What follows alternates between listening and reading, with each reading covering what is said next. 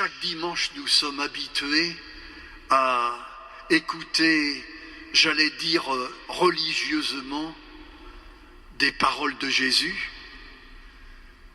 Mais je crains que parfois, ces paroles perdent de leur saveur ou de leur intensité, parce que on oublie les circonstances dans lesquelles Jésus les a prononcées.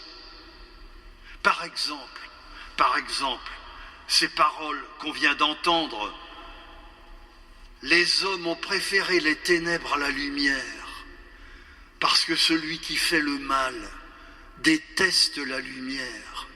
Et encore, celui qui fait la vérité vient à la lumière. Ces paroles-là prennent du relief si on se souvient à qui Jésus les a adressées. À qui parlait-il? À une foule en général? Non. À ses disciples? Non plus.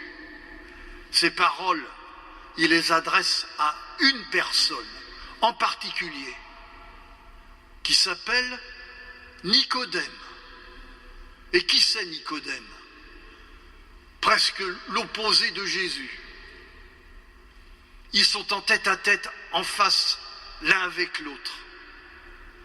Et c'est un tête-à-tête improbable, parce que Nicodème, il faudrait dire Monsieur Nicodème, c'est un grand professeur, bardé de diplômes, et en plus député au Parlement juif, le Sanhédrin.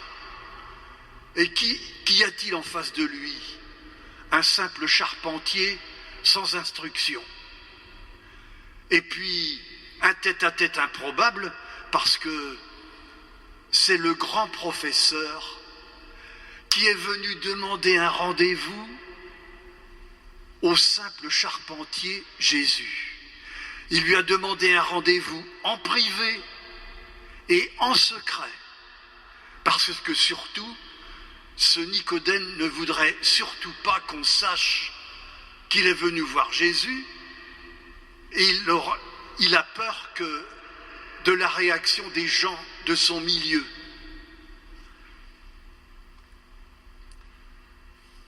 J'aurais aimé être petite souris pour assister à cette conversation. C'est dommage que l'évangile d'aujourd'hui ne nous donne que la fin de la conversation, qui est centrée sur la lumière.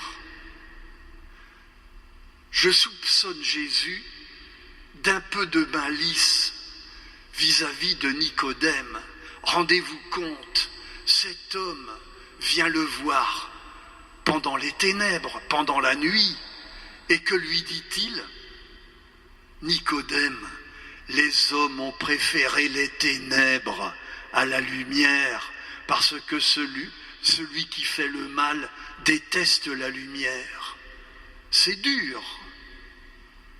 Mais il continue avec un propos plus encourageant. Mais Nicodème, celui qui fait la vérité, vient à la lumière. Et cette expression, faire la vérité, a retenu mon attention.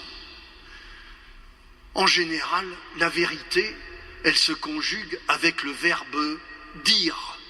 On dit la vérité, pas avec Jésus.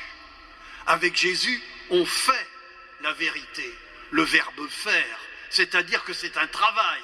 C'est-à-dire que c'est un travail qui demande un engagement et qui nous invite parfois à prendre des risques. J'ai eu la curiosité de chercher ce qu'était devenu Nicodème après son entretien avec Jésus. Et est-ce que ce face-à-face l'avait changé? Figurez-vous que oui. On voit apparaître après, à 2 reprises, Nicodème. La première fois, il est avec ses collègues du Parlement juif. Et là, ils sont en train de combiner un plan pour arrêter Jésus. Et que voit-on? Soudain, Nicodème qui se lève et qui dit à ses collègues: vous savez que notre loi interdit de condamner quelqu'un sans l'avoir entendu et sans savoir ce qu'il a fait. Je ne reconnais plus Nicodème, il n'a pas peur. Et on le voit une deuxième fois après la mort de Jésus avec Joseph d'Arimathie. Il ose entreprendre une démarche auprès de Pilate qui vient de le condamner, Jésus. Et il lui demande la permission de décrocher le corps de Jésus pour que ce ne soit pas les chiens errants qui viennent déchiqueter son corps, et puis pour qu'il ait un semblant de sépulture digne. Il a osé. Nicodème, celui qui fait la vérité, vient à la lumière. Pour Nicodème, c'est aussi celui qui vient à la lumière. Jésus fait la vérité. Il prend le risque de la faire, la vérité. Je me souviens vous avoir fait part déjà de mon immense surprise lorsque j'ai lu la dernière lettre encyclique de notre pape François.